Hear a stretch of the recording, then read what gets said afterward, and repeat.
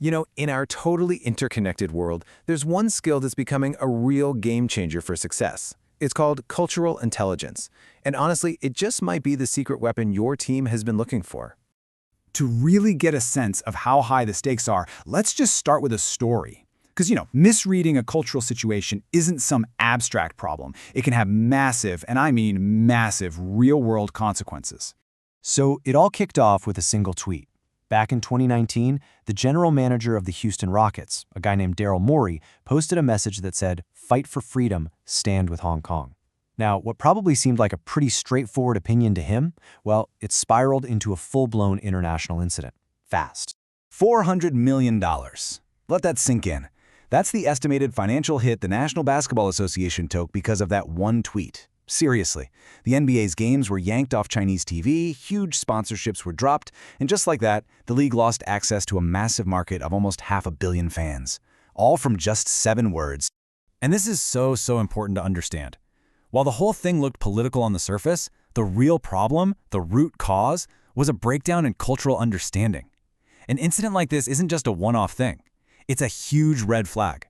It shows just how badly we need a specific skill set in any global industry, especially one that's as in the spotlight as pro sports. Okay, so how do you even begin to prevent these kinds of costly, high-profile mistakes?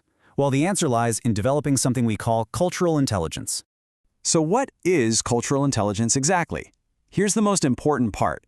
It's not some magic talent you're born with. Not at all. The research is super clear that it's a skill you can learn and get better at, just through awareness and practice. To put it simply, it's your ability to adapt, to relate, and to work well with people from different cultural backgrounds. And this breaks it down perfectly into 4 parts. First, you've got the cognitive part. That's the what. It's your basic knowledge about different cultures. Then comes metacognitive. That's the how. How do you process that knowledge and check your own assumptions?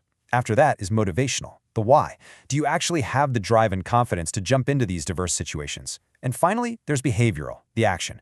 Can you actually change your words and body language to fit in? You really need all 4 working together. Now, you might be thinking, okay, so just having a diverse team is the goal, right? But here's where it gets really interesting. Recent research has found a surprising twist that kind of challenges that idea, and it points to what you could call a danger zone in how teams are put together. So this brings up a really fascinating question. We usually just assume that as a team gets more diverse, the problems with communication and teamwork just keep going up and up in a straight line. But what if that's not how it works at all? Well, the truth is way more interesting. A study on pro sports teams found this inverted U-shape.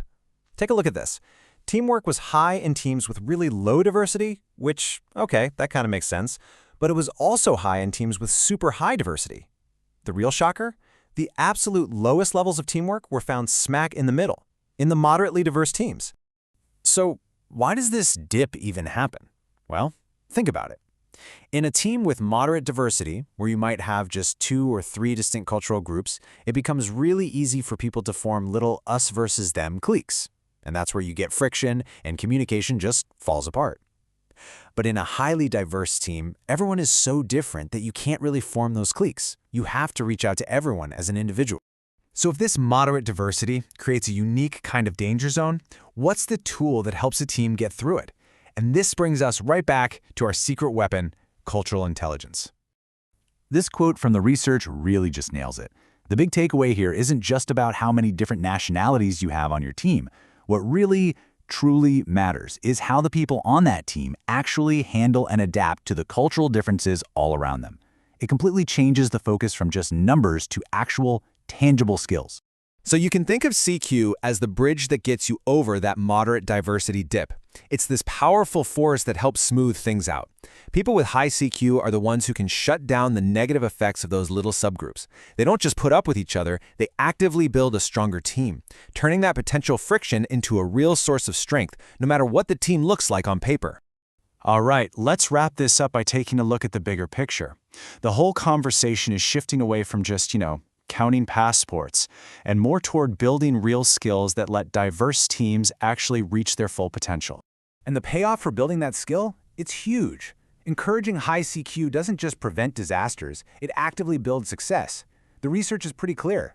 It leads to better team functioning, way better communication, and even higher job satisfaction and performance for everybody. It also boosts things like resilience and optimism, giving companies a real, honest-to-goodness competitive advantage. So the most important point is this. Success in today's world isn't about just ticking a diversity box. It's about making a real investment in giving every single person on your team the cultural intelligence they need to not just get by, but to actually thrive together. And that really leaves us with one final critical question. It's something every leader, every team member should be asking. When you look at your own group, your own company, is it just diverse? Or is it culturally intelligent enough to turn all that diversity into a true, undeniable strength? Something to think about. Thanks for tuning in.